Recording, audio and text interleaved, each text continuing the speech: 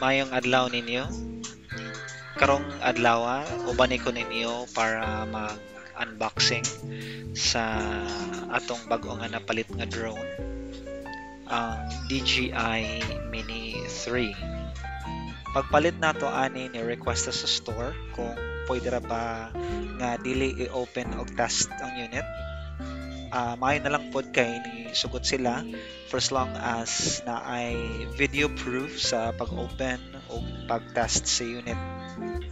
So mo na ni siya ang box mismo sa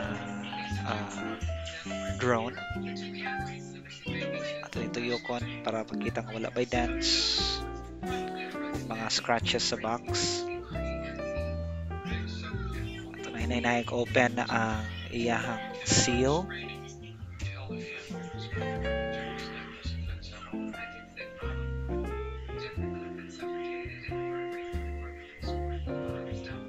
Alright, so mauni siya mismo yung nag-abli nimo sa box.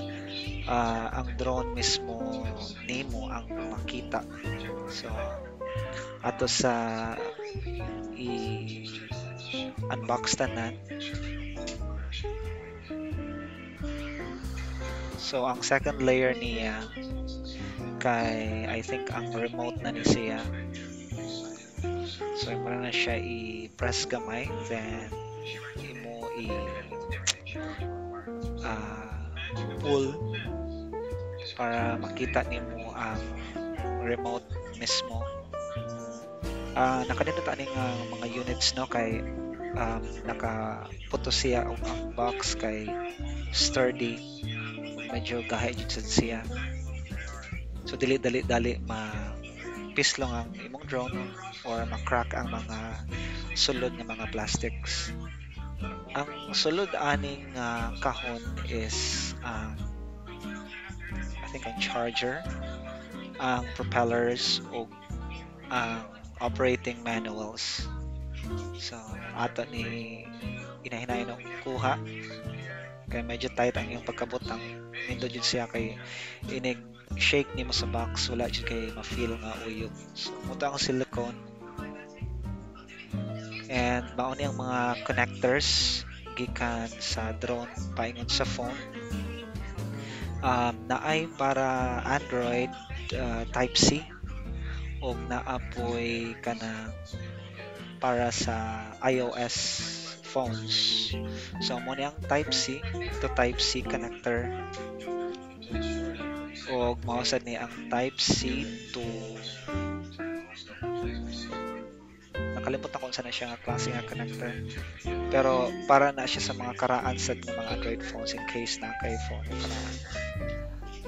Mausad ni ang duha ka propellers extra og naasay libreng sticker brand. So kining sticker ni this ni siya quality kay mga waterproof sa siya.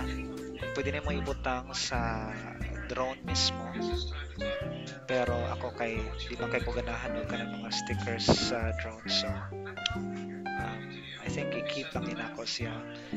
Mga safety features, I think mga safety features ni or rather safety stickers about sa drone na pwede sa din may papilit. Once again, dili man kahiling og mga accessories sa drone like stickers, so ato lang sana i-keep for now. Mao ni ang extra nga duha ka propeller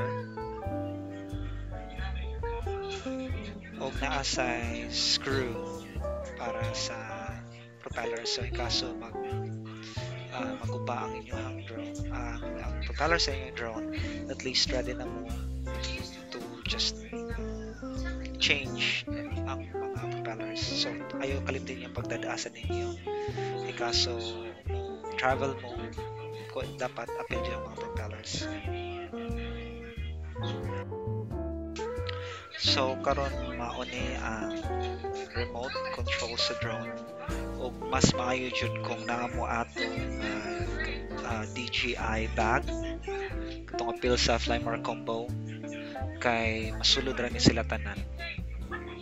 Mas-safe sa dang iniyuhang item in kaso magbiyahe-biyahe mo and mas convenient siya kay sling man siya nga bag. ato na i-open ang unit and tanaw na to kung naka-charge ba ang battery ani remote. So far na siya 2 bars which is good, pero ato lang ihapon na siya i-charge before ta mo palupad. Mo ni ang iyang control stick set. So imo na siya ibutang and careful nga inikaw man mo gamit, ibalik lang jud diretso sa iyang butanganan kay medyo gamayon siya and na tendency jud nga mawala, dali ra siya mawala. And mauni ang iyahang ang part sa remote kung diin imuhang ibutang ang mobile phone. So medyo naglisod pa ta diri no kay first time din nato makagunit ang nga klase nga remote. And naapoy laing klase ani nga remote katong nakalimot ko sa ilahang technical term pero katong usa nga na ay screen.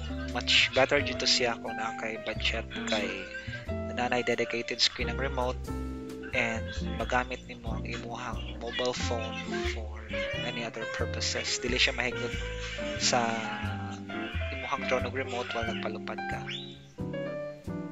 And much better jud kung dili na lang din nato tangtangan kay igora man niya mo ituyok ang iyahang cord ato sa sulod. And kung mo-set up na ka sa iyahang flight, mas dali na lang siya itawag sa phone. So mo ni ang DJI Mini 3 mismo nga unit. Careful lang tag-open ani kay syempre plastic ra siya, dili siya well protected. And first time jud nato maka-unbox maging ani nga drone. Ang ako first nga drone is ang DJI Spark. Jud to ang ako pinakauna nga drone. And nindot siya ang quality pero mas nagsige mo kong check sa YouTube and mas nindot jud sa siya nga drone for entry level drone enthusiast kay tungod sa iyahang camera nga 4K ug naasad siya ay portrait feature sa camera, so dili na kakinahanglanon crop sa mga landscape videos nimo. Og ang kining portrait feature is diretso na siya mo capture para sa inyong mga Facebook, Instagram reels. So maunin na siya ang drone ato na ikuhaon ang iyang gimbal shield o kuhaon sa nato ang mga stickers na kapalibot sa iyang camera. Careful lang jud mo aning pagpalupad nga drone kay ang gimbal kay naara siya sa gawas, so I think naara din siya front sensor pero much better good jud nga mag hinay-hinay ta og palupad kay medyo mahal sa ni siya nga drone. Pero nindot gihapon ni siya nga klase nga unit kay i-compare nimo sa Mini 2 SE. I think ang resolution niya ang isa niya nga selling factor as well as ang iyang portrait mode. Diretso na jud ka nga capture na lang og videos or images diretso na sa inyong Facebook reels. So ato na lang siya i-charge ang drone o ang remote and then mag sample videos ta taken during the morning, afternoon, and evening. Please don't forget to subscribe to this channel for more exciting travel and adventure videos.